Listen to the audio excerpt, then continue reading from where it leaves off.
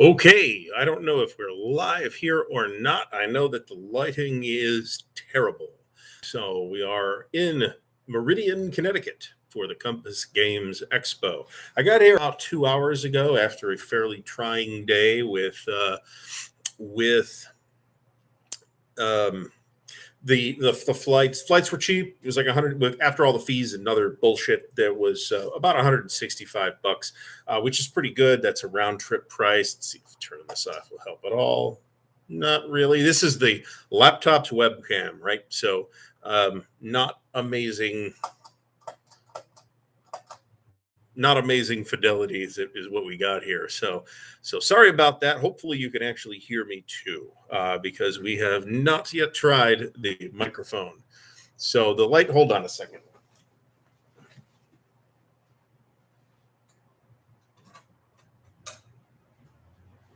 Okay, so now the room's totally dark. Hi, folks. Hold on. Let me turn a different light on in the back corner of the room.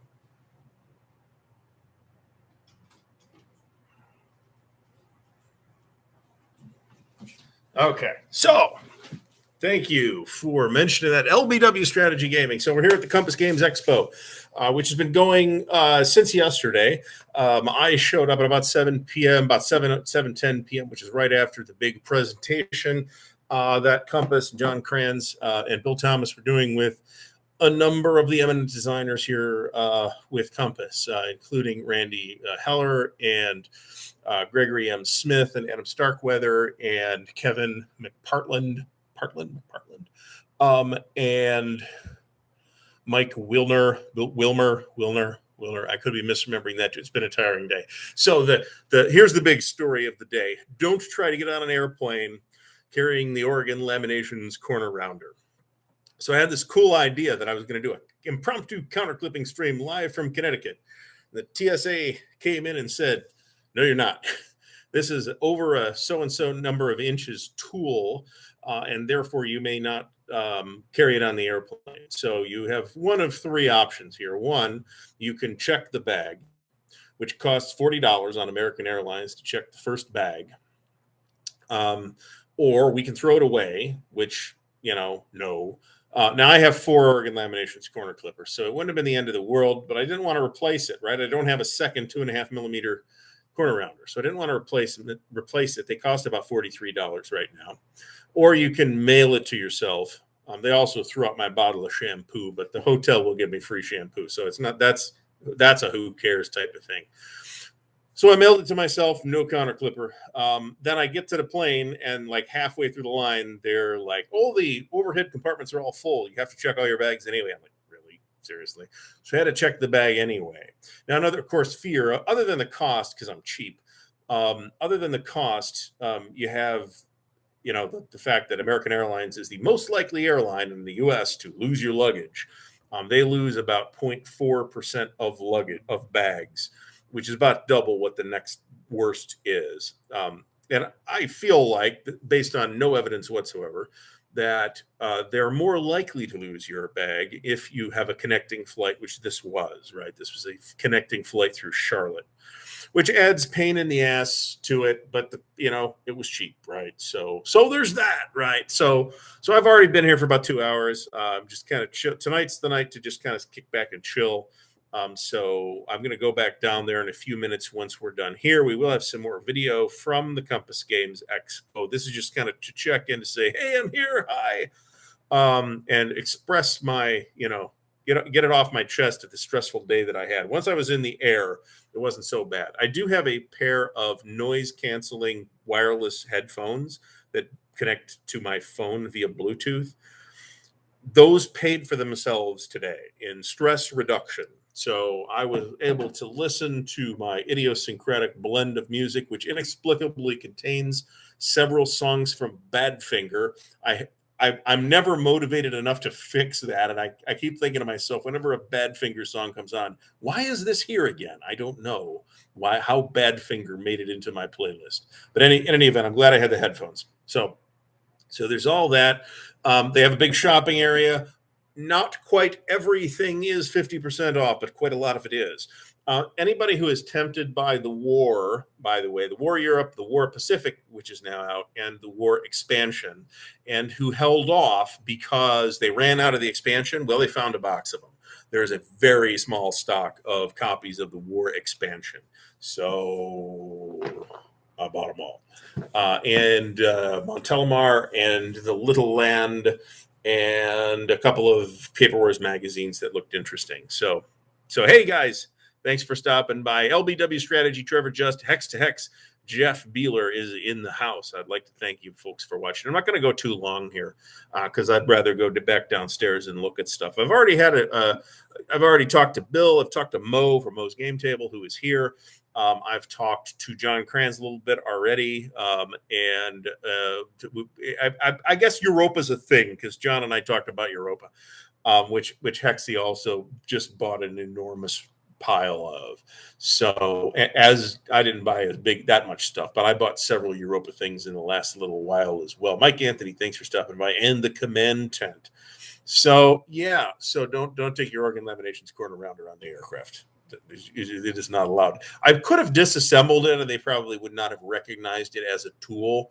But I don't actually want to flaunt the federal guidelines, even if they are stupid, which is certainly what this is. I mean, there any number of things that are more dangerous than a organ laminations corner rounder. I mean, a screwdriver would be more dangerous than that, as Mo pointed out.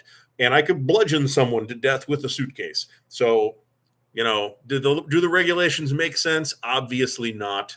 But there is no profit whatsoever in me giving and I had, remind myself this because, boy, I was like, there's no sense in giving TSA people a hard time because they have nothing to say. They are the lowest level people that have nothing to say about this stuff. So I don't think the deluxe clipper would be safe, actually. It's a tool over 6 or 7 inches or whatever it is.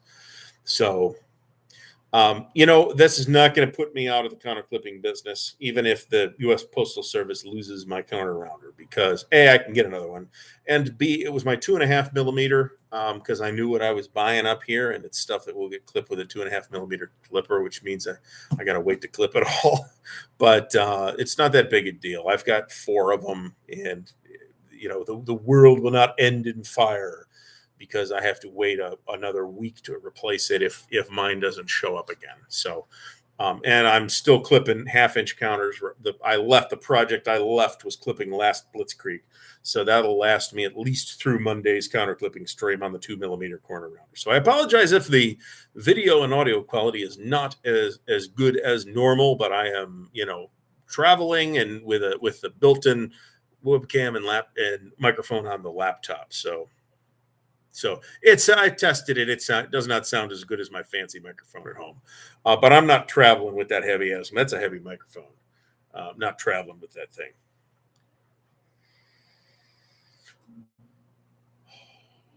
Well, I could use some scotch right about now. Let me tell you, I have to ask Mo about that. Mo is a man of fine taste. So anyway. So tomorrow we have some things scheduled, which will turn into content. The picture's pretty shabby, to be honest, but it's a laptop webcam. The cool thing is that I can do content on this laptop. It's a laptop I bought for the channel, so that I would have the ability to do this on the go. And it's technically a desktop replacement laptop, but it's pretty compact as desktop replacements go. Wasn't too heavy to haul around all day. I got my steps in today, that's for sure. So we're good to go. So I guess I'll flash some loot here. So do I have all the loot here? Yes. The room's a little congested.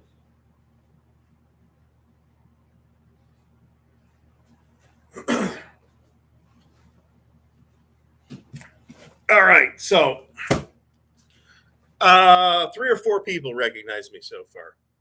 480 is probably what this webcam is going to do. That we can't do more than that. We'll do a fancier video when we get home with this.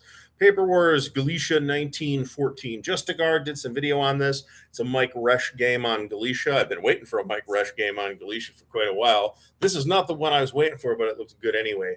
And then this is an older one. This is Rising Sun over China. Sino-Japanese War. You may recall this is a conflict I'm interested in, and there's not that many games on it. And a couple of them are magazine games. So we got the War Europe. They're recently found in the warehouse by Billy. The War, the expansion. The War Pacific, which is brand new. Remember when we were talking with Dan about selling games and then buying them again? Here you go. Balance of Powers. Although I guess technically it was a game I was given that I later, I think, traded away and pay it forward rather than selling it and buying it again. Nevertheless, Balance of Powers is quite a good game, and it was dumb to have been rid of it. We have The Little Land from the CSS system, and Montelimar from the CSS system. These are the games that the World War II games in the series that I did not have. I think we're going to pay a visit to the OSS thing tomorrow, and we get to check out that system. So we'll see how that works out. I do have the ability to take good video here. It's just that I didn't want to do the stream on the phone because I kind of wanted to try this. I'm actually doing this. There's no software here. I'm doing this directly through YouTube. I may even be able to put this at a higher resolution. But the lighting's still going to be trash, so I don't know that that's really going to help. I got to figure out how to get this stuff home, actually. I can only put so much in the luggage. That's my constraint, right, I got to get it home. I've got several options. I could ship it home. I could carry some of it in the luggage, or I could give it to somebody I know who's here who lives in Ohio and then go pick it up next weekend. Hex to Hex, you got Fall Blau. Where'd you get Fall Blau from? Because that's out of stock here. I checked downstairs. They do not have it here. They do have Kharkov Battles, and Kharkov Battles looks very good if you had seen my video of it. For those who ask, I had completely blanked out on this while I was making the video. Those who remember that at one point there was a VCS, Variable Combat System, Kharkov from MMP on pre-order, which I think failed to make its number. Kharkov Battles from MMP by designer Greg Blanchett. It looks really good. It's, Victory in the West type of system with presumably some refinements. And the talk down here, people are telling Bill, reprint Fall Blau, because it took a while to sell out, but now that there's another game in the series which does add to Fall Blau, you could play parts of it with Fall Blau. So I'm feeling more comfortable with glasses off because I'm sweaty, but I can't read the chat. Oh, good catch on Fall Blau from Enterprise Games. Where will these new games fit on the shelves? So I actually have 3 more shelves to erect once I have cleared the space for them. And at that point, I should be pretty close to square on Wargame shelf space. Maybe not quite, but it should be pretty square. There is some trimming that I want to do, which will happen whenever the sale happens. There's still some trimming that I want to do. A couple of things I was planning on getting rid of, though, I'm not getting rid of. So trimming or no, I would like to minimize rebuying stuff because you're on the risk of taking in the shorts on the money side of it, obviously. Although I'm really not, I suppose, in any of the recent stuff I've done. The BCS I didn't do too bad on, and the Balance of Powers I didn't do too bad on either because I got it here for 50% off. They do have all of the low stock items here. I suspect that in cases like Fall of the Third Reich, that those might be all that's left. So Anyway, anybody who is not already subscribed, please subscribe. Anybody who has not thumbs up the video, I'd appreciate it if you would give the video a thumbs up. I will be back. We'll be doing some video stuff tomorrow, but in the meantime, I want to go back downstairs and hobnob a bit and probably get something to eat. I have no idea what there is to eat around here. There's some kind of New England subs or something like that next door. I don't know if they're open. So we're going to have to figure all of that out. So I think that's all I wanted to say. I really wanted to share the Oregon Laminations Corner Rounder around the TSA story. So that's really why I'm doing this. I was going to do counter clipping, mini show from Compass Expo, and thank you, government, for screwing that up. So we won't be doing that, at least not in that format. But I will have other content from the show, and of course, check out the social media stream stuff, because we've already started posting pictures of things, and I have not yet begun to take pictures. There's some stuff down here that I don't know what it is, but it looks really interesting. And there is, of course, a flea market, which I already looked through, and I'm like, I don't really need anything here. I'm cool, but there's some kind of good stuff there. There's a copy of DAC 2 in there for $200 punched, and that's not a bad price for $200 punched. So it's a nice little event. Attendance is down, but I mean, it'd be foolish to not expect attendance to be down this year, right? We're still in pandemic times. Sub place closed at 8. God damn it! So FS, you're here too? We got to fix that. So all right, so we're gonna hit the road here. I will see everybody on the flip side. We are absolutely planning on counter clipping stream on Monday night, so tune in for that. And I will surely have updates from the counter clipping show from the Compass Expo in the counter clipping show. Also, if you have not listened to it yet, the Armchair Dragoons podcast on the Charles S. Roberts Awards with me and Jim Wazowski pretty much bitching about it for 3 hours. We had some positive things to say, some positive observations, some improvements were made. There are still significant issues, let's say it that way. So go ahead and listen to that if you've got the stamina to listen to us complaining for close to 3 hours. And I mean, if Brant took out all the profanity, that'll trim like half an hour out of the show. So we're still looking for Wellington's victory. Awesome. All right. So everybody have a great night, and we'll see you again real soon.